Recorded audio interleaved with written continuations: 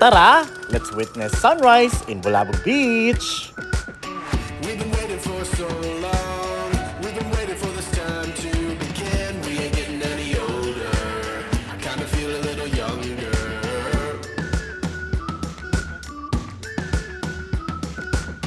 Run away and embrace the day. The sun is out, won't go away. Feel the clouds on your shoulder. Touch the sky, feeling bolder. Going out, going out, going all the way. Going out, yeah, yeah. Going out, going out, going all the way.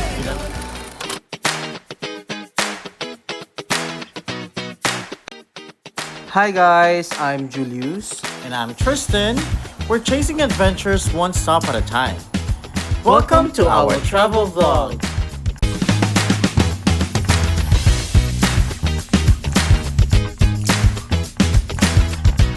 Good morning, guys! Morning mga kalakwatsa. So we decided gumising ng umaga kasi last night na-witness namin yung sunset.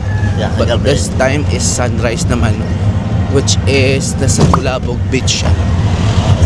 Sa time check, ang time ngayon ay 5:44 ng umaga at according to Google, ang full sunrise ay 5:59.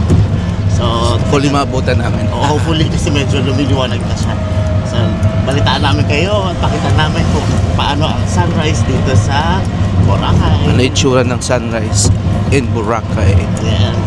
I'm excited. Ano bang nilulook forward mo sa sunrise? Yung sunrise.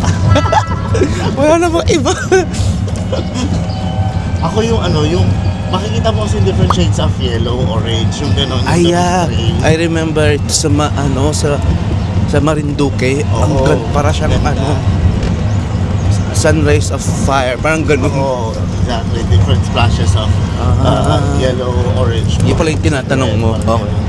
So, tignan natin kung gano'n din yung makikita today. See you later! Ano kuya, pang third day namin today. So yun guys, nag-e-tart kami from our hotel. So it's just 150. So from our hotel is Canyon Hotel to Bulabog Beach. So yun, this Kuya, is ilang minutes mo pala yung dyan? Wala bang 5 minutes? wala pa daw 5 minutes. Pero nakita namin sa Google, mga 6 minutes ganun. Oo, tapos kung maglalakad kayo from yung location namin, kasi outside kami sa front beach, 25-minute walk. So kung magstay kayo kung saan kami nagstay, make sure na maglalat kayo ng time para ma-witness niyo yung sunrise. It's either e-trike or mag-walk. Malapit lang.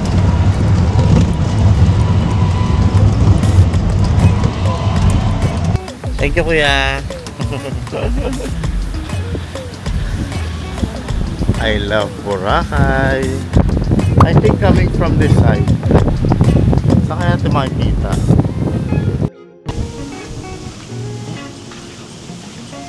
Na ba? Wala pa eh. Tingnan natin. Mga kalakwatsa, the time now is 5:40 na. 10 minutes mo. 10 minutes. Ay, ayun yung famous na guys. Wait lang, pupunta natin yung famous na nakatumba na coconut tree.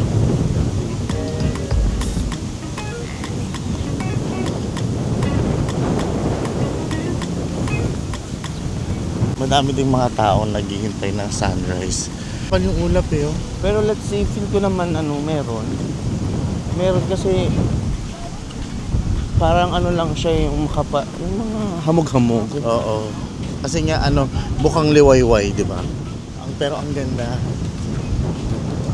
Ito yung famous na may isa- puno, guys. Pakita natin. Bakit pa naman pictures? Dahil wala pang... I think May we can picture dyan. hanapin lang natin yung spot na pwede natin. Ito lang tayo siguro. Putay ko. Morning mga kalakwatsa ulit. Nakahanap kami ng posisyon dito kami sa side na to. Make sure kung maghanap kayo ng posisyon, yung buko malayo-layo sa inyo. Baka Mahulog. Dahil mahulugan kayo ng mahangin siya lately. Oo. Dahil ata sa amihan. Sabi kasi yung amihan, yung direction niya is leaving na on the other side. Kaya medyo mas mahangin na. After this, sabi, mas mainit na yung panahon. Parang magiging full summer na dito sa Pilipinas. So, time check, it's 5:53. So, ang expected talaga is 5:59. So, we still have 6 minutes while waiting. At malapit kami dun sa tignan nyo. Yung sikat na puno. Ayun nga pala. Yung coconut na nakatumba. Ayan. See? Diyan kami lumapit So, kami later, dyan. sana makapag-picture kami agad. Diba? Gusto ko sana may Kasi picture with the magandang sun. spot siya no, na picturean. PPD ka lang. Pero it seems like this part is very cloudy. Pero makikita mo na yung iba't ibang shades ng yellow. Oh. Fun fact! Alam nyo ba, before White Beach became the island's tourism hotspot, Bulabog Beach was the Boracay original main beach. Many of the early accommodation activities were centered around Bulabog. Pero alam mo, even you see the sunrise in full bloom or not, the morning walk is really relaxing. No? Of course. Lalo na dito. Ito yung nilolook forward ko sa Boracay, yung nag-walk sa shore. I'm not sure, pero sa shore. Sure ka doon. Sure ka doon, sure. I'm sure. Alam mo, isa sa mga bagay na ginagawa ko pag ganito ay may dalang kape. Isip ko kanina magano ng kape. Yeah. Everywhere, kahit sa bundok, kape. Oo. Shout out ulit kay May at Apple and then Rog. Kayo ang naalala ko sa mga ganitong moments. Mga friends mo. Oo. Napaka-relaxing. Thank you, Lord. Sana magpakita ang sunrise ng napakaganda. Kaya nga. Okay. So tingnan natin guys ang development ng mga oras na to. Ano na nangyayari sa ating sunrise.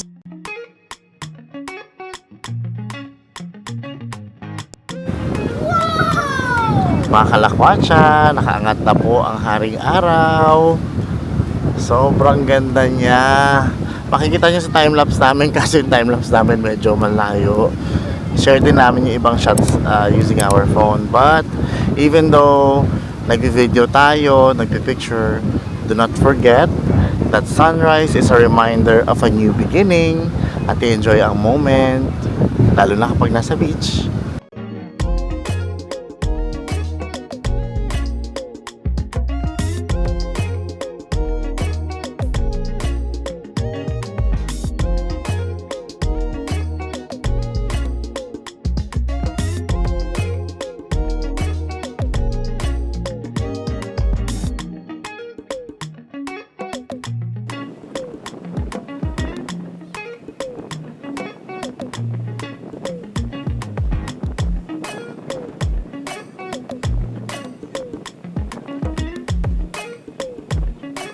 Hello guys, ayan, kami nagbabalik. Medyo nakaangat na yung sun. Kita namin. Ayan siya. Ganda. Kita mo yung reflection ng araw sa dagat. Yeah. Nakakauta yung medyo magandang spot. Pero mahaba ang shoreline, so you can find your location or your positions, guys. Yeah. Pwede kayong lumapit. Yun, katulad ng ginagawa nila, nagpipictures sila doon. Yeah. Ganda rin yan sa mga photos. Yan yung mga natural backdrops ng mga pictures, di ba? No edit needed. Yeah.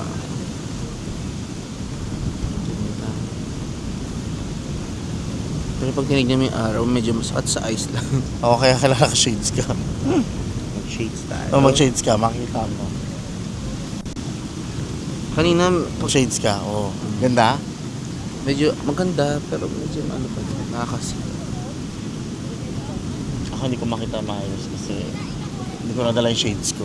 Ay, hindi mo dali. Hindi ko nadala. Ako naman yung cap ko. Sumaba yung shoreline niya. Ayun, from there. Pakita mo nga yung shoreline kung gano'ng kahaba. Ayan. From there to From that side. there. From the other side. Sige, sige.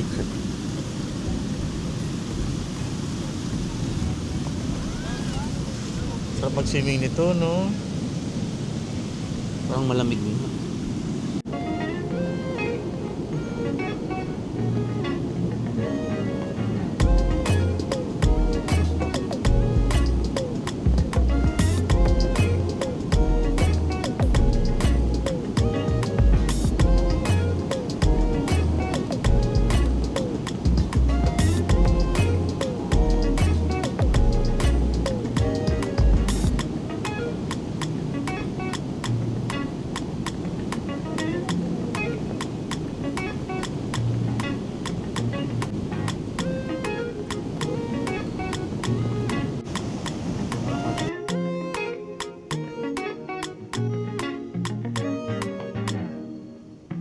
There was something special about watching the kite riders out in the water in sunrise.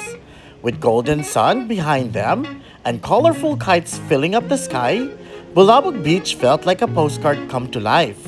Calm, beautiful, and full of energy.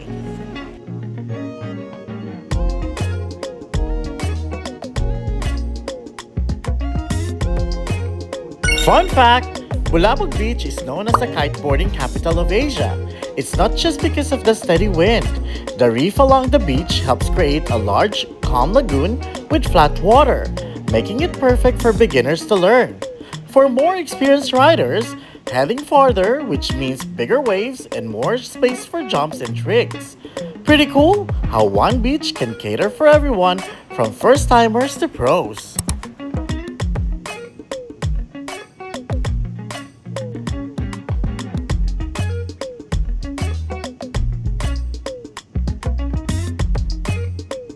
Lumipad kami sa side na to guys para magpicture sa nakabalikong coconut tree facing the view.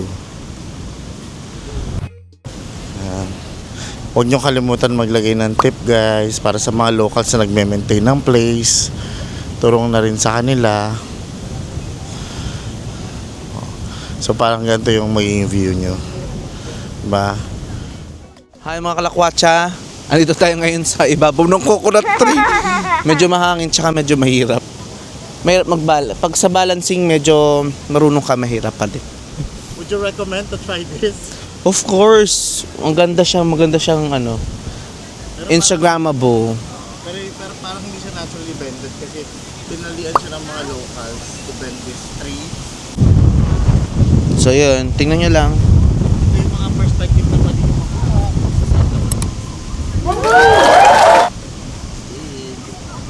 So just a tito tip reminder to be a responsible traveler. Make sure na itapon natin ng maayos yung mga ganito. Mga empty bottles, mga plastic, lalo na yung mga yan, bottled water. Meron din ako napansin yung ibang mga drinks dito. Saan ba yan? Yung may C2, yan.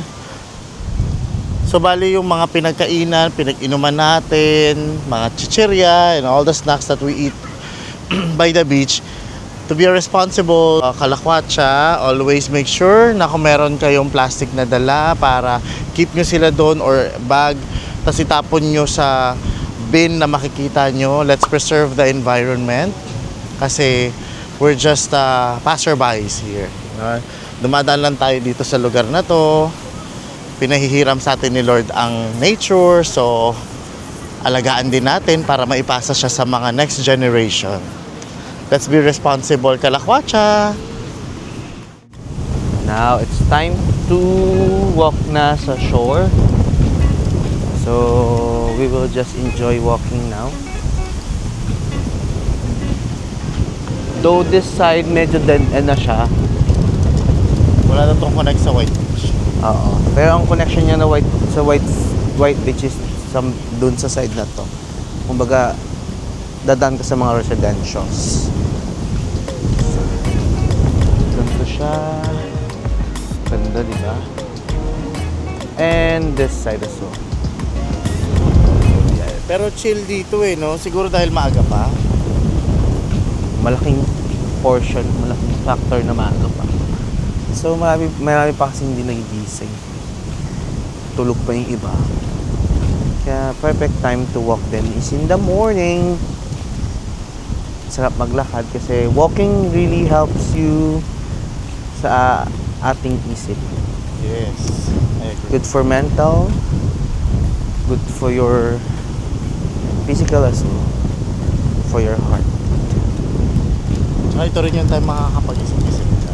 So nakakadagdag din yung maganda yung nilalakaran. The natures.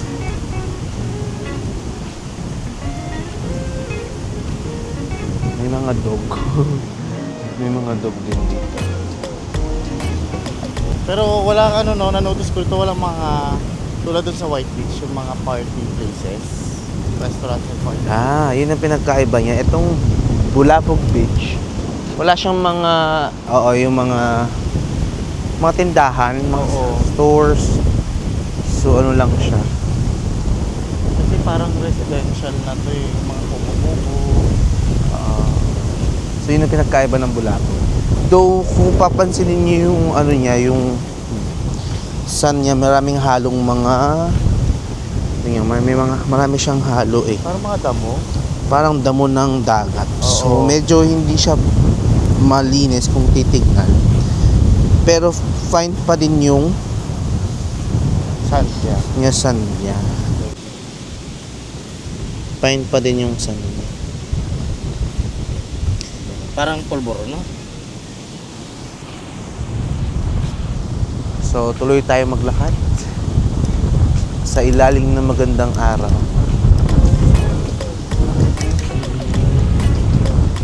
So after namin mag-walk, pabalik na kami sa aming hotel para breakfast. So mission accomplished, number 1 in the morning. Thank you, Lord, for this wonderful weather at saka wonderful sunrise. Ang daming coconut tree. Talagang perfect ang coconut tree sa beach, no? Yung iba naturally bended sila eh. Pero yung tubig, parang kailangan siyang bend talaga. Guys, dito pala yung Aqua Boracay sa beach na to. So baka hindi na namin nakikita yung mga shops nandito sa site na to. Pero based on observation, wala siya sa malapit sa shore. Siya, ganda. Ganda-ganda talaga ng mga coconut trees sa dagat. Nakaka-add siya sa charm.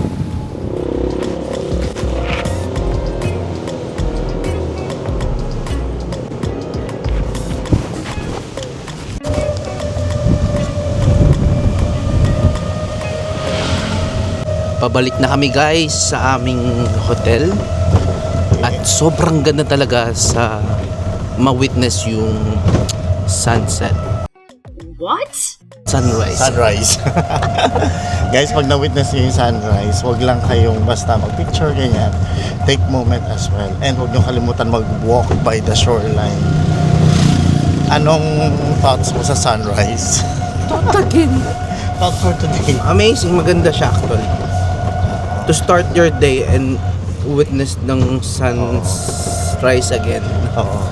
Napakaganda. Mapapameditate ka Oo. na there's good thing in life. Totoo.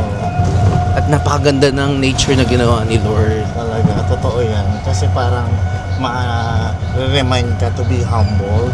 Not everybody will have the same experience like you do.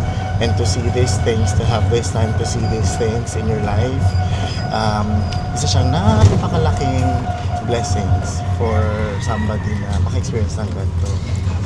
Hopefully guys, you enjoy our sunset vlog. Sunrise vlog, sorry. So, nag-ride ulit kami ng e-trike pabalik sa aming hotel. Pero kaya namin sana maglakad. However, hinahabol namin yung oras ng breakfast kasi sayang. Sayang yung May bayad din breakfast siya.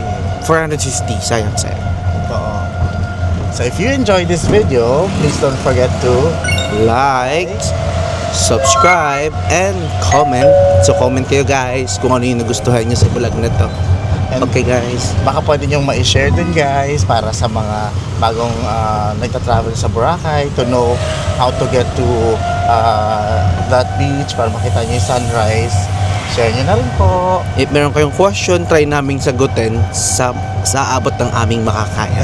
Okay? See you on our next vlog here in Boracay. Bye mga kalakwatsa. Thank you for watching.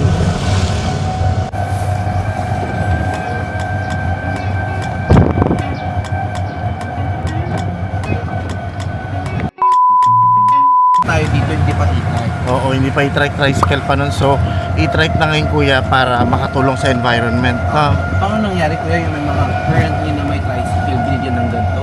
Hindi. Pinag-loan? Wala ako ng ganun. Binigyan na kami ng mga 5 months, 5 years. Okay. Oh, yun yun. Sa bagay 2020, kailan kayo nag-start ng e-trike kuya? 14 na eh. 14. At 2014 nag-e-trike? Pero yung tricycle hanggang 20. 2020. So may e-trike na noong 2014 Oh, pala. unti-unti na yun. Unti-unti. Tapos, Sa ito kuya, oh, how much to no?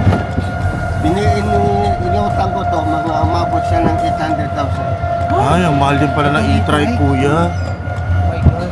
Binili mo sa Manila to, mga 200 na naman. Ay, Mas mahal dito sa Boracay kuya. Travel kasi nila eh. Okay. Yung travel. Pero kuya, uniform yung e-trike no? Green, may nakita kaming red. Ibang kumpanya lang. Ano ba, gusto mo kulay blue yung kukunin mo? Walang problema.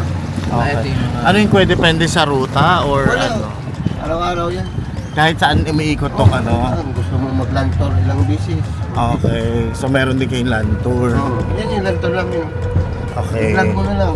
Si Kuya Alonzo Land Tour. ito yung number Ito niya. yung number ni Kuya kung gusto niyo siyang kontakin before kayo pumunta ng Boracay. So meron siyang Bulabog Beach, Puka Beach, Crystal Grotto, Kayak, Grotto Boracay, Keyhole, Sinagpag, Ilig-Iligan Beach.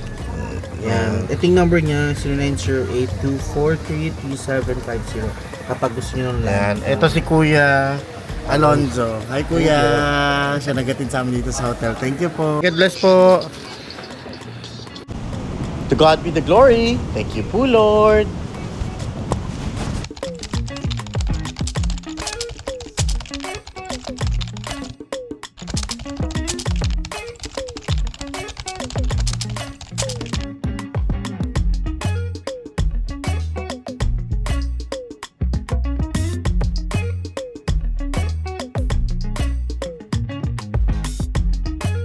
Check out these videos for more travel adventures.